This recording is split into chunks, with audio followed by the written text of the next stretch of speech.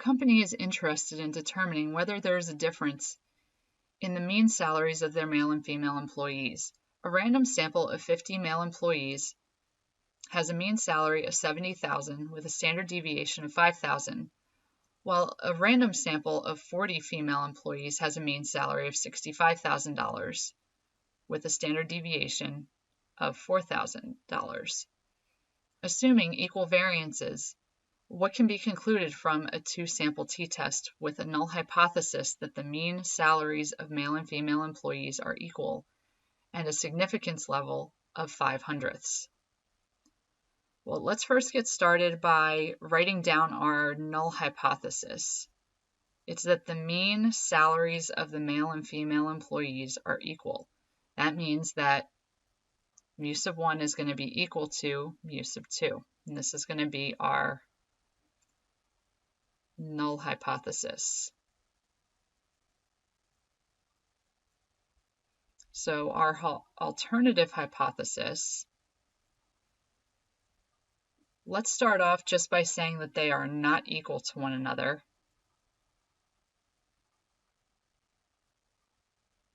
And based on the t-value found in our calculations, we may be able to adjust this alternative hypothesis to be within inequality.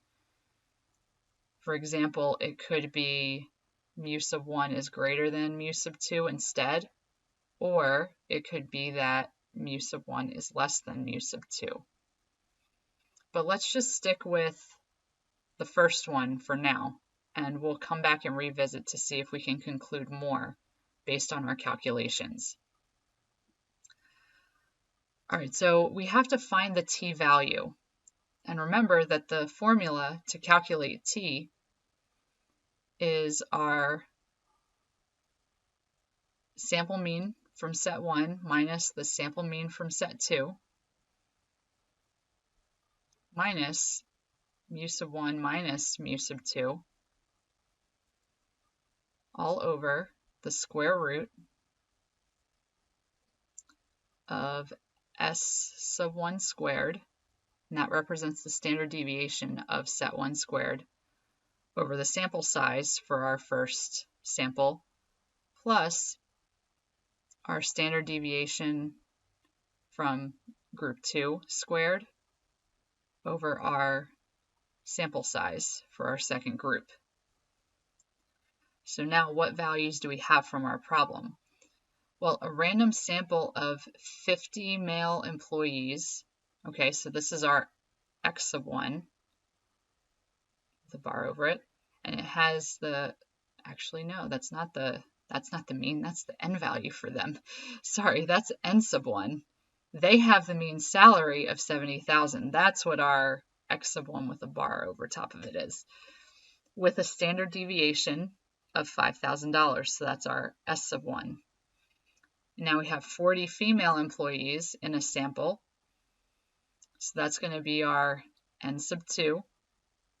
Has a mean salary of $65,000. So that's our x with a bar with 2 in subscript with a standard deviation of $4,000. That's our s with 2 in subscript. And then since our null hypothesis is the two mean values are equal to one another, mu sub 1 minus mu sub 2 will be 0. So we can substitute all of those things into our formula. So we have a minus 0 at the end there. And then we have our mean salary from our first set, 70,000, minus the mean salary from our second set, 65,000, over the square root of our standard deviation from set 1, which is 5,000. That's going to be squared, and we're dividing it by our sample size, which is 50, plus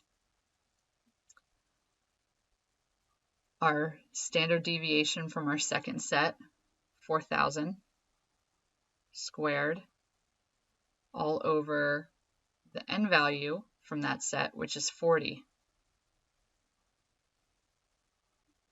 And if we substitute these values into a calculator and evaluate, we get that our t-value is approximately equal to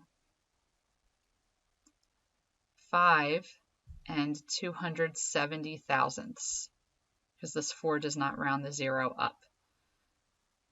Okay, the next thing that we need to find is our degrees of freedom. And that's going to be n1 plus n2 minus 2. So our n1 value is 50, n2 is 40, and we're going to subtract 2 from that. So we have 90 minus 2, which is 88. So now we can take our t-score and our degrees of freedom, and we have the significance level of 5/100ths, and we want two-tailed. And when calculating this, we find that the p-value is very, very, very, very small. It is less than 1/100,000th. And the result is significant because p is less than 5/100ths. So we have that p is less than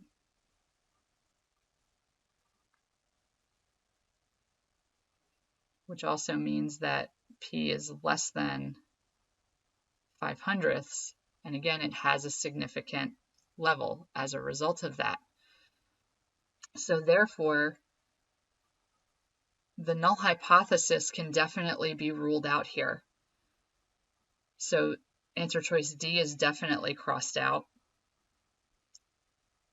And choice C can also be crossed out because there's no evidence to support the alternative hypothesis. Well, that's totally not true. It does support that the alternative hypothesis is true.